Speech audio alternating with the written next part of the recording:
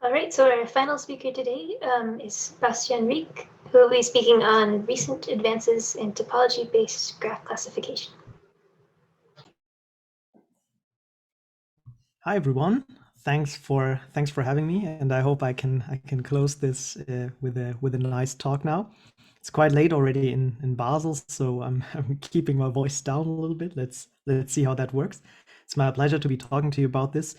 It will be a talk about different works that have been ongoing with different collaborators from my group, both inside ETH Zurich but also outside. So you've all heard a lot about TDA here, but I want to set the stage with something else here. A very nice quote from Solzhenitsyn, who actually discusses TDA and what we are doing, but gives a little bit of a wrong time frame. So I don't want to read the whole quote, but I want to say, I want to point your attention toward the formulation, this arid branch of mathematics belongs to the stratosphere of human thought and might conceivably turn out to be of some use in the 24th century, but for the time being, ... So I'm glad that we all time travel to the 24th century, because I think it has been abundantly clear from all the great talks during the week that the use cases for TDA are here, and that it's a vibrant and very strong and rich community that has been built here. And so I'm happy that Solzhenitsyn didn't turn out to be right about this one. Right, now the stage being thus set, let me briefly talk to you about what I mean when I talk about the topology or the persistent homology of a graph. So you've all seen all kinds of different constructions in this week. You are all familiar, I'm assuming, with the Vietoris-Rips construction of a point cloud. But here we are a little bit different. Here we already have our structure in place for us. So we get the graph, we thus get the connectivity or the simplicial complex if we want to. And if we are very, very lazy in machine learning, which is what most of us are essentially when we're working on these applications, it's quite sufficient to just consider the graph as a one simplicial complex and not work with higher dimensional features.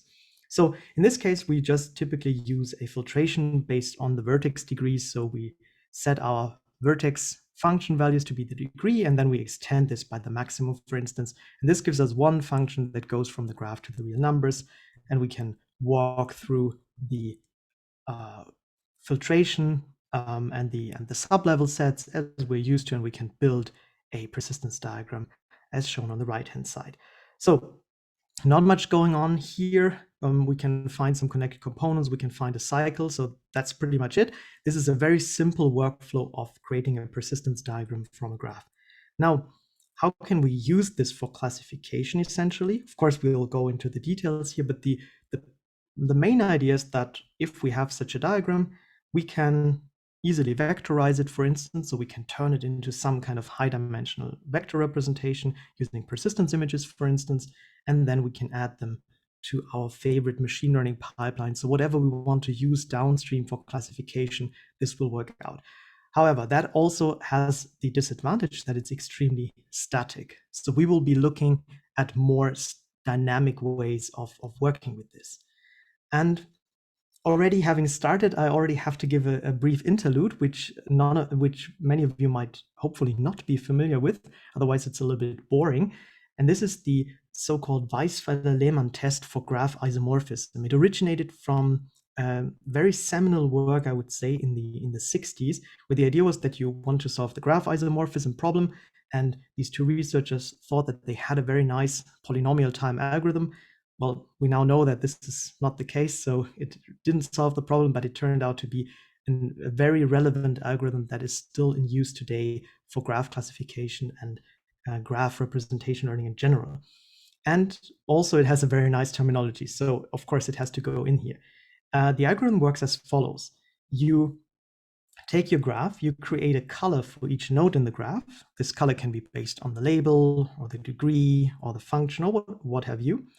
Then you collect all the colors of adjacent nodes in a multiset, because notice that the same color can of course occur multiple times over the neighborhood, but you take all those colors in a multiset.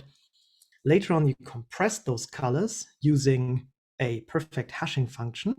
So you take the color of the node itself and the color in its and the colors in its multiset, and you form a new color from this, and you relabel the node with this, and now you can continue this relabeling scheme until the color sequence converges, until the colors are stable.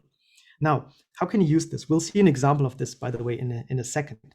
The use of this is that if the compressed labels of two graphs diverge at any point, so the label counts is somehow different, then you know that graphs are not isomorphic. So it gives you a pretty nice hint, similar to the Betti numbers, if you will, that if they don't agree, then the graphs cannot be isomorphic.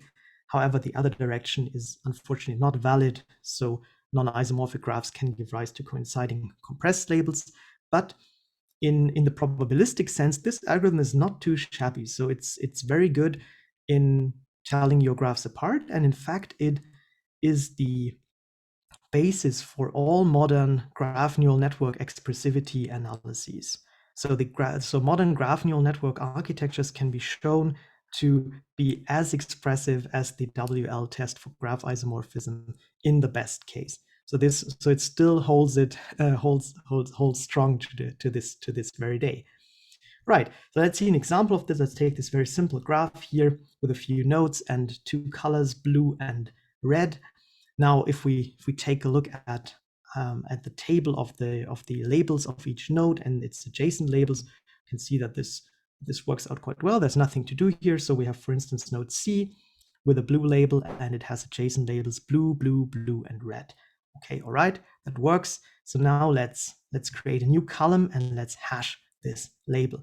And now notice that the combination of the label itself and the adjacent labels is precisely the thing that determines which hash label will be created. So if you are a blue node and you have a blue node as a neighbor, then you get assigned this nice greenish color here. But if you are a red node and you have a blue neighbor, then you get assigned this, well, violet color here. Let's not discuss which color this really is. I'm bad at naming things. But anyway, this hashing scheme needs to be perfect, meaning that whenever I give you the same combination of label and adjacent labels, the algorithm needs to put out the same color, because otherwise the counts are off. Now let's relabel the graph, and we can see that this is kind of neat. The node colors kind of reflect to some extent the relevance of each node, or the role of each node and their neighborhoods. But we can actually do more. We can take the labels and we can just take a count. So the greenish one appears 3 times, the other ones 1, 2, and 1 respectively. And this gives us now a very nice feature vector of our graph. So we started from a graph with colors, and we ended up having a nice, in this case, 4-dimensional feature vector that represents the graph, or rather I should say it represents the graph after one iteration of this relabeling scheme. Of course, we could continue this now. What does this help us? Well, in machine learning, you are mostly interested in working with these feature vectors. And one of the biggest issues with feature vectors and graph representation learning in general is that graphs tend to be a little bit obnoxious, because you can have a different number of vertices or a different number of edges in your data, obviously. And this is very hard to fit later on in a machine learning algorithm, because most of them just assume that your data has a fixed size, a fixed dimensionality. But with this, you can turn them into a feature vector that has always a fixed size, because you can just extend it with zeros. So if some colors don't appear, you just extend the vector accordingly. So that kind of works every time. And you can classify arbitrary graphs with that, or rather you can represent them, because for the classification itself, you typically use a so-called kernel function, which is a similarity measure function, very much related to reproducing kernel Hilbert spaces, which I won't mention for the sake of brevity in this talk. But for instance, you can take the linear product of the dot product of the two feature vectors, or an exponentially weighted distance between them. And this gives you a way to do all kinds of classification or visualization tasks with such an algorithm, with the WL algorithm. Now, I want to now come to the first paper that I want to mention here, this graph classification in the graph classification domain. That's with Christian and Carsten. So Carsten is my postdoctoral advisor. Christian is my student and co-author. And in this, we thought about making those WL features persistent. So currently they're just counts. So how can we make them persistent? How can we imbue them with more information about the topology of the graph? The basic idea is that the WL algorithm is already a nice way to vectorize a labeled graph, whereas persistent homology, we all know, is very good at capturing some relevant topological features, so the cycles or clicks if we want to go higher. And now combining those two concepts, we are able to obtain a more generalized formulation of this that makes the WL test suddenly aware of cycles in the graph and aware of the, to some extent, structural role of vertices in the graph. So how do we do this? Well, the crucial ingredient is to develop a simple distance between those label multisets.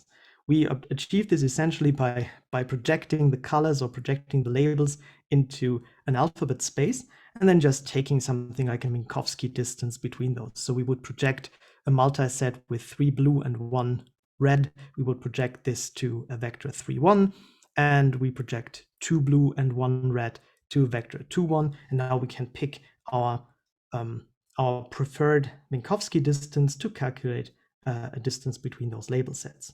Now, only gets us so far. This is only a distance between the label multisets, but ideally, we need a distance between the vertices, because if we have a distance between vertices, we can build a filtration on the graph that is based on more information than just the degree.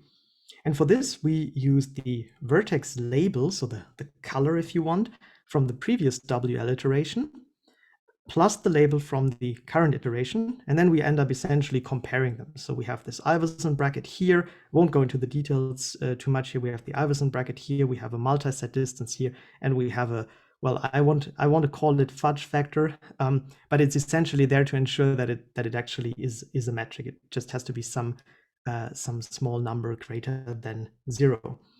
The bottom line of this is we can turn any labeled graph with this approach into a weighted graph whose persistent homology we can calculate in the end. And if we can calculate its persistent homology, then we can also calculate some more topological features, and we can classify the graph accordingly. And the recipe for doing this, what we call the persistence-based WL algorithm, involves running the WL iteration for a number of steps. In each of the steps, obtaining a filtration using this vertex distance, and then storing the persistence-based features accordingly. We can store them for the connected components and for the cycles respectively, which is very neat because the original WL test is incapable of seeing cycles. So there's a classical example in which the WL test cannot tell a hexagon apart from 2 triangles because it lacks the information about cycles and connected components, can only do counts. So we overcome this and we make it a little bit more smarter when it comes to perceiving information in the graph. And now I don't want to go into too much of the classification details, but in this table we show some comparison partners for the classification of standard benchmark data sets in the graph classification domain, and we furthermore added 3 variants of the WL algorithm with persistence-based features. One of them uses the cycles in addition to just the connect components. The other one, denoted by UC, uses the cycles with uniform weights. So it doesn't actually take into account the distances, but it just starts counting the cycles. And the best results in each column are highlighted in red. So you can see from this table that the results are, I would say, okay, but a little bit mixed when you consider the standard deviations that you can get, which is unfortunately one of the issues with those standard benchmark data sets. So for instance, you can see that while the original WL scheme on the data set called MUTAC has a classification accuracy of 87.26, we can get this a little bit higher with by accounting for cycles, getting up to 90.51, but the standard deviations are still almost overlapping, I would say. This is one of the issues with smaller data sets for in these classification problems, making it very, very hard to assess whether the results are actually statistically significantly different. That being said, it was still an interesting outcome, because the classification or the extension of the WL algorithm using topological features is almost as efficient as the original WL algorithm, because we are only looking at connected components and cycles, so we can use the standard n log n algorithm for computing those, and we don't have to account for higher dimensional simplices. So it's still a very computationally feasible approach. Right, with that, I want to move on and show you how to actually learn graph filtration. So previously, we took an existing approach based on the WL scheme, and we constructed our filtration around that.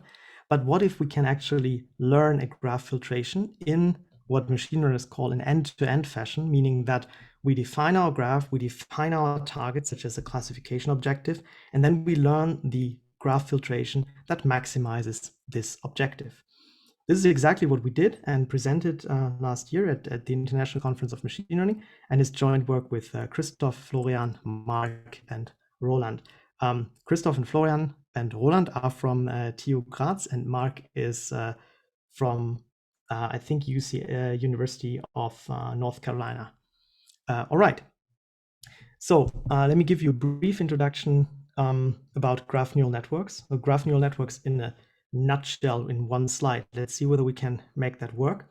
The basic idea of a graph neural network is to learn a hidden node representation, HV, based on aggregated attributes over the neighborhood of a vertex. So this aggregation is fundamentally based, of course, on the neighborhoods and on an iteration process. And the kth iteration contains information of up to k hops away. So you can stack different of those iteration types and end up getting information of higher of features that are more that are deeper into the graph if you repeat this to a sufficiently large number of times. Well, now if you do this, the main ingredients are an aggregate function that takes your hidden representations from the previous step, a combination function that combines the current attributes with the previously seen attributes, and a so-called readout function, which takes all the hidden representations of the graph and gives you one representation of the graph, one high-dimensional feature vector that you can use for classification. And this is, by the way, this is not terminology that I invented myself, but it follows one of the, I dare I say, classical papers of machine learning now, which is the paper "How Powerful Are Graph Neural Networks," presented at ICLR 2019. This is also one of the papers where they showed the very interesting connection to the WL test. So if you're interested in learning more about this subject, this should definitely go on your reading list. Now, how does this look in practice in graph neural networks? It's typically all implemented or written down as a message passing algorithm. So instead of these aggregate functions, you can think of it in terms of messages passing to and fro between the individual vertices of the graph. So starting with one of the graphs here, we assume that every vertex has a high dimensional attribute vector. For instance, if you only have labeled information, you can also a one-hot encoding. Now, if we start with this vertex here, we can take a look at its first neighbor, at its second neighbor, and its third neighbor. And at some point, we just take all their attributes and aggregate them. The classical aggregation function, since we assume that all those attributes have the same dimensionality, is just the sum. So we take our feature vectors from the neighborhood, and we turn them into some other high dimensional feature vector. So that's not a lot of complicated things going on here. Now, if this is repeated multiple times and the individual representations are updated all the time, at the end, we use this readout function to obtain one graph level representation, because notice that this only will get us a vertex-based representation. So we will aggregate information from the neighbors, but it will lead to a high dimensional feature vector per vertex. But in the end, for graph classification, we want to have one overall representation of the graph. And this is why we require this readout function. And we developed such a readout function based on persistent homology. And the overall pipeline looks a lot more complicated than it actually is. So we start with such a graph. We assume that we have a way to get one-dimensional scalar values on this graph so that we can compute its persistent homology. From this, we obtain the usual persistence diagrams. And now we embed those persistence diagrams using a differentiable coordinatization or embedding function, if you want. So this is just a function that takes a diagram and turns out a scalar value. But we can stack multiple copies of this function psi with different embedding parameters to obtain an embedding of the diagram into an n-dimensional vector space. And with this, we have essentially compressed or expanded, depends on how you view it, the graph into an n-dimensional feature vector. And this we can put into any type of neural network, and I'm not going into the details what architectures one could choose here, and derive a loss function from that. So kind of an empirical risk, if you will, or a way to assess to what extent this learned representation is useful for the classification of the graph. Now, it is already pretty clear, at least if you're doing this more often, that the gradient, so the way to update those representations, that such a gradient exists because the loss function is differentiable. Neural networks are all about being differentiable, and since the invention of this backpropagation scheme, this is really done even automatically for you nowadays. Now the coordinatization function psi is also differentiable. So now the only thing that we had to show in this paper is how can we get the gradient to work through this calculation here? Because a priori, the persistent homology calculation is unfortunately not differentiable. But we were able to persevere and show that this works out. And in particular, we were able to show that the gradient exists as long as you satisfy injectivity on the vertices. So as long as your function values on the vertices of the graph are distinct. Now, we can also initialize such a function using the vertex degree or with some uniform weights even, plus some symbolic perturbations to ensure gradient existence. And the neat thing about this approach is that it really integrates nicely into existing architecture. So we can just throw any classifier at the end of the pipeline, and it will still work, and it will lead to a filtration that is task specific. Now, I also want to briefly tell you about the results here. So the method, as we call it, the GFL, the graph filtration learning method, works relatively well on two large-scale social network datasets, IMDb binary and IMDb multi. In particular, the baseline that we have to beat, in a sense, is shown here. It's called PH, meaning normal persistent homology based on the degree functions. So at least we're always better than this one, quite considerably, by the way. But we're not outperforming other types of readout functions necessarily. So there's also a clear way for future research in this direction, because we still don't know why the task-based learning of appropriate weights for filtration is not enough to beat existing approaches. It might very well be that the filtration is just not powerful enough. So with that, I want to move on to the last part of the talk and briefly, I think the sharing just, no, okay, it works again. You can see the slides again, I'm assuming, okay, perfect. I want to move to the last part of the talk and briefly give you a glimpse into a preprint that we're currently working on. It's about a topological layer for graph classification. The paper is entitled Topological Graph Neural Networks, and it's a joint work with my lab mates Max and Michael and Karsten, as well as Edward and Eve from KU Leuven. All right, here the idea is similar to the graph filtration learning, but taken to its very extreme, even if I say so myself. Namely, we start with a graph with some node attributes. We create not only one filtration, but multiple filtrations, k times, from which we obtain a set of persistence diagrams. These we aggregate again and embed them using a coordinatization function psi, but we take care that those created representations are compatible with normal graph neural networks. So we ensure that the dimensionality of the vector that goes in is the same as the dimensionality of the vector that goes out, meaning that this is a layer or a black box, if you will, that can be put anywhere into a neural network. So you can take out any of your graph neural network layers and replace it by this topological graph neural network layer. And everything is, of course, differentiable because we follow the same ideas as in the graph filtration learning paper and ensure that each individual view of this graph here has satisfies injectivity around the vertices. Now, before showing you some results of how that works in practice, I want to briefly comment on the expressivity.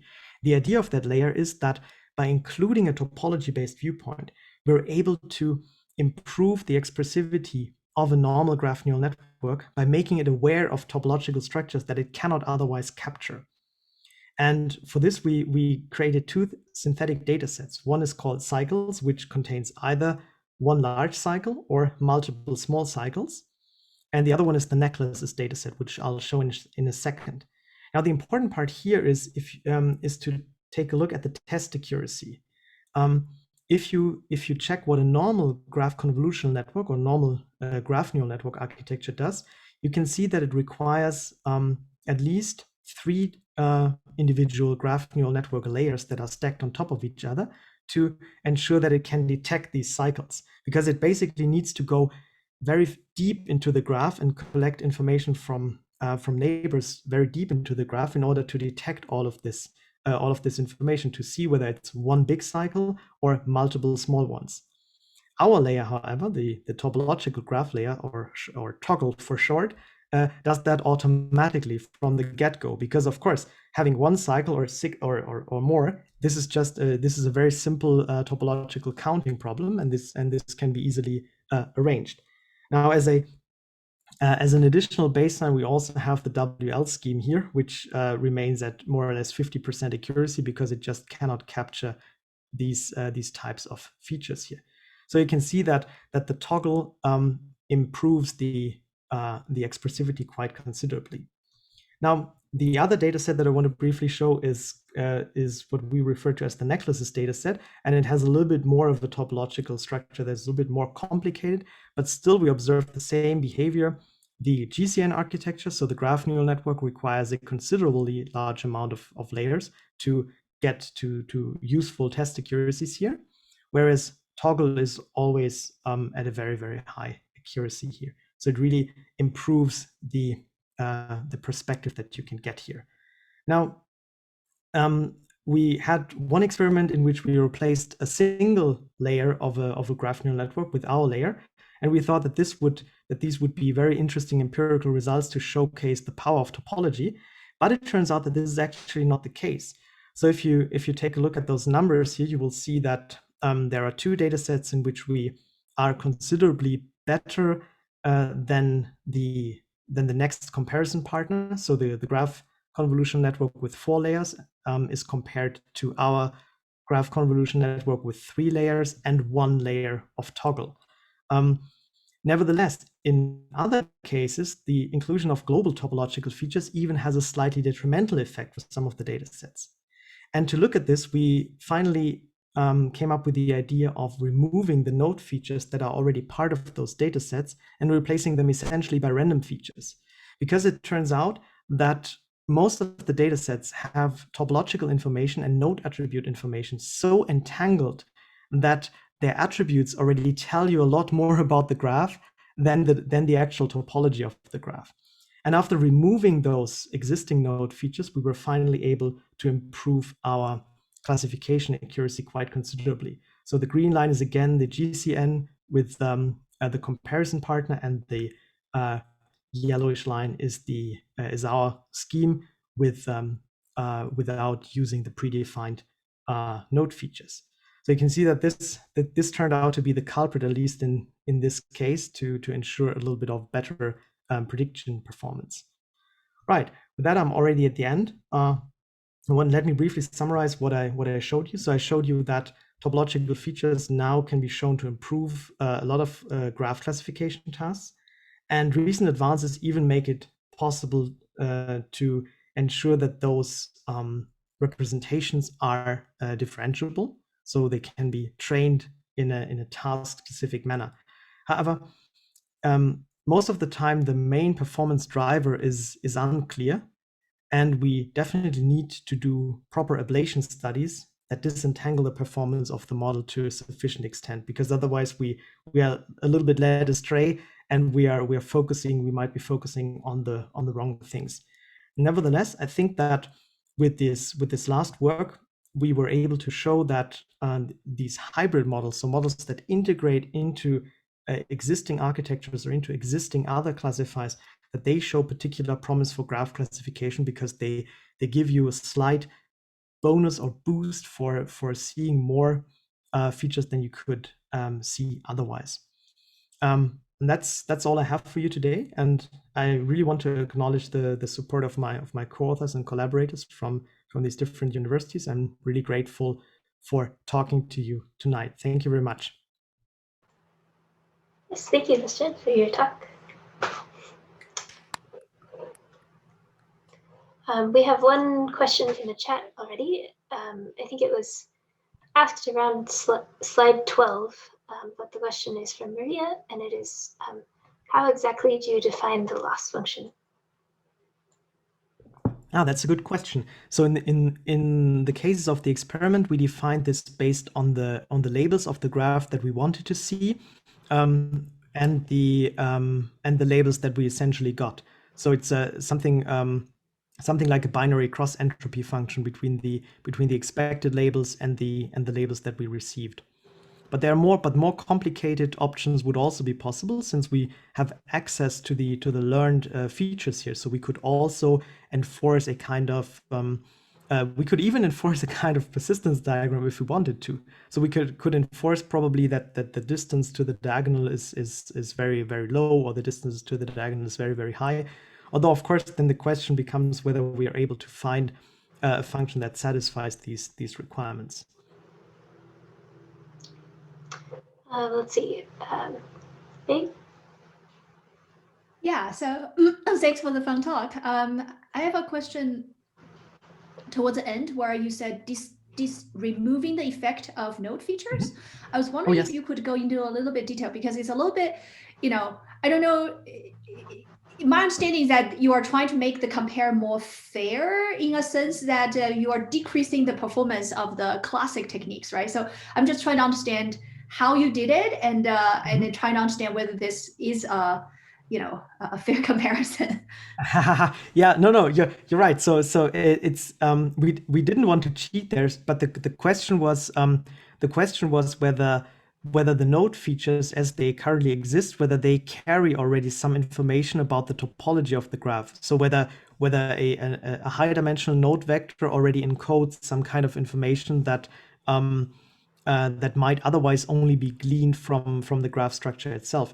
There are in these data sets, there are some examples of that, because for instance, when you have a molecular data set and I give you the label of an atom, then you can probably already guess the configuration of that atom, because if I of that molecule, because if I tell you that there is a carbon atom, then this has probably a very different connectivity than a hydrogen atom. And so what we found is that most of these benchmark data sets already have their actual topology and their node features already quite disentangled. And with this experiment, we essentially wanted to study what happens if we remove that information, because our layer is primarily focusing on topological information. So if there's not a lot of topological information in the graph, then we would expect that performance decreases. Now, since we saw that the performance decreased a little bit when swapping out one original layer, I want to say, with ours, we were driven to this kind of experiment to see where those decreases came from, because it's quite weird when you consider that you have a classifier that is incapable of actually capturing large-scale topological features, and now you make this classifier aware of those features, and yet the performance goes down. So clearly something has to be wrong here. And well, in the end, that is what we came up with to see whether the performance gains or rather the performance losses on our side could be explained with that. And we dropped the existing node features and replaced them by random features, making it impossible to learn any correlation between a node and another node, when making it thus very relevant to be able to capture the overall topology of the graph. Does it make sense so far? Sorry, that was rather long-winded. Yeah. No, but it seems like there has to be an art to decide which feature already encode topology, right? You give the example of the type of the node to say, okay, if I give the molecules ID, then I probably know. But you could imagine that for any sort of real world data set, there's going to be a collection. For example, like, would you discuss sort of the degree information? Is that a topological information or not? Right? Yeah. So, you're absolutely right. Yeah.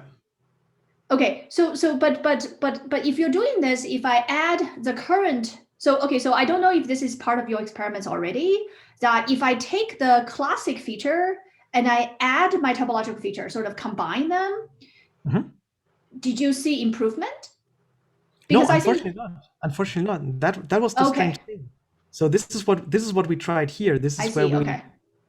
Well, okay, no, it's maybe not exactly the same. So here we took one of these models and we swapped out one of the original convolutional layers and replaced it by the topology-based layer, and that led to some improvements on some data sets. So if you compare those two lines here, you can see slight improvements, but on most of the other data sets, it just led to decreases. Or at least not too large improvements as we might have expected. Yeah, I think I will wait until Brandon asks his question. I have a follow-up question, but I don't want to take all the time. Thank you. Okay, yes, Brandon.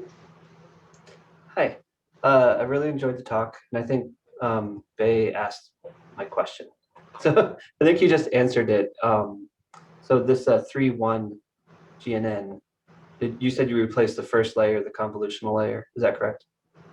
Yeah. Well, actually, I think we replaced the last one. So yeah. But essentially, yeah, we replaced one layer with our topology layer. So so you did the last one. I was wondering because I was on I think the topo layer paper, topological layers paper, they did something similar where they sort of put the topology at the beginning. They were able to sort of control everything there. I was wondering if you experimented with moving that topological layer around. We actually haven't, but that's a good suggestion. That's a very cool study on showing whether this makes any difference in terms of where you put the layer, right? So I should maybe stress. I mean, this is like we did this experiment because we wanted to be fair, because we wanted to see that our architecture here has roughly the same number of parameters than the comparison partners, because otherwise we might be seeing improvements that are merely driven by the fact that we have access to more parameters, right? So if we would just add additional topological layers, then at some point we might also see improvements, but this would just mean that a model with, let's say, 10,000 parameters can beat a model with 5,000 parameters, and that is less of a of a finding, I would say. And this is why we decided for this more complex type of experiment, in which we replaced layers. Thanks. You're welcome.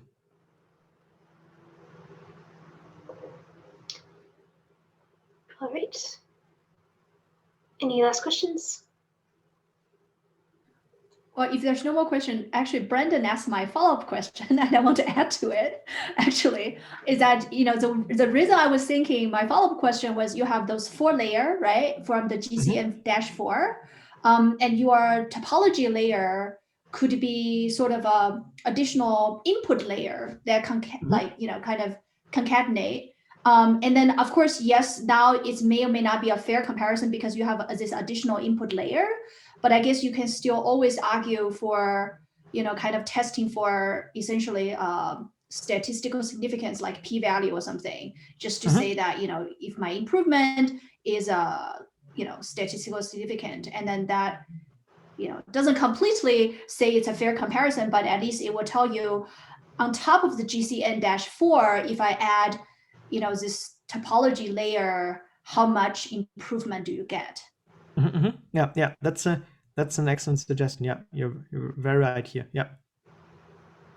Okay, so that's my comments. Thanks. Yeah, thank you. No, we'll definitely try that out. I think we'll also do the experiment with shifting the layer around, because that could also be very interesting. I mean, ideally it would be completely shift invariant, but I'm guessing that this will not be the case. All right. Thanks again, Bastian. And I believe we will shift now into the happy hour social time.